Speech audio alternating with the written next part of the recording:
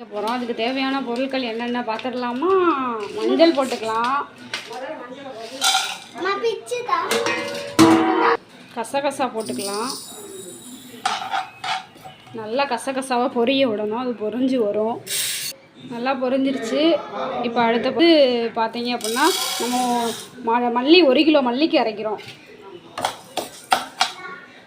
1 kilo மல்லிக்கு நான் மற்ற ஜாமான்லாம் எவ்வளோ அளவுன்னு உங்களுக்கு சொல்கிறேன். துவரம்பருப்பு 200 நல்லா வறுத்து எடுத்துக்கலாம். கசகசா 25 மில்லி தான் போட்டிருக்கோம். நம்ம மஞ்சள் 100 கிராம் போட்டிருக்கோம்.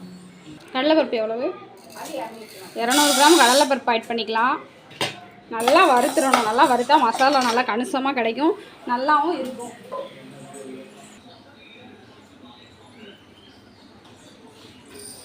வெந்தயம் 100 போட்டிருக்கோம். நல்லா பொரித்து வறுத்துக்கலாம். பொன்னிறமாக வரட்டும், ரொம்ப கருக விட்டால் கசந்துடும். இந்த கண்டிஷனில் எடுத்துடலாம். உளுந்தம்பருப்பு 100 போட்டுக்கலாம். இந்த ஸ்டேஜில் எல்லாம் வறுத்துக்கலாம். ஜீரகம் 250 கிராம் போட்டிருக்கேன். நல்லா பொன்னிறமாக வறுத்துக்கணும் ஜீரகத்தை. மிளகு 100 போட்டுக்கலாம்.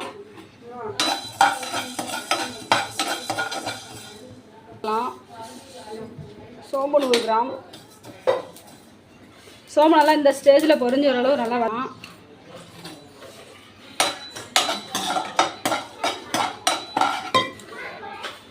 கடுகு 100 போட்டிருக்கேன். கடுகு நல்லா பொரிச்சுக்கலாம்.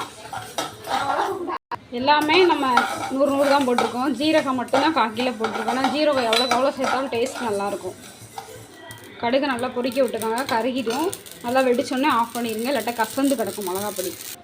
100 கிராம் அரிசி போட்டுக்கலாம். சாப்பாட்டு அரிசி போட்டிருக்கேன். இதை நல்லா ஒயிட்டாக வர வரையும் பொரிச்சிக்க வேண்டியதான். நல்லா மணமாக இருக்கும். ஒரு கைப்பிடி அளவு கருவேப்பிலை போட்டுக்கிறேன். கருவேப்பிலை எவ்வளோ இருக்கோ எவ்வளோ ஆட் பண்ணுமோ ஆட் பண்ணிக்கலாம். நல்லாயிருக்கும் டேஸ்ட்டு. பெருங்காயம் நம்ம 10 கிராம் சேர்த்துருக்கோம். ரொம்ப கம்மியாக தான் சேர்த்துருக்கோம். 10 கிராம் போதும்.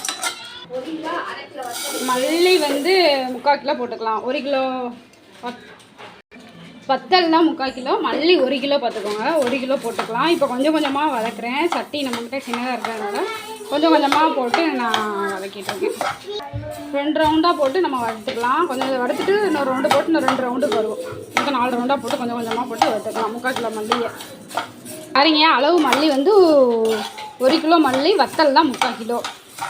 முதல் ஒரு ரவுண்டு போட்டோம். இது 2வது ரவுண்டு. இதே மாதிரி இன்னும் 2 ரவுண்டு வரும் மல்லி 1 கிலோவுக்கு. வாசனைக்கு 2-3 ஏலக்காய் போட்டிருக்கேன். வாசனைக்காக போட்டிருக்கேன்.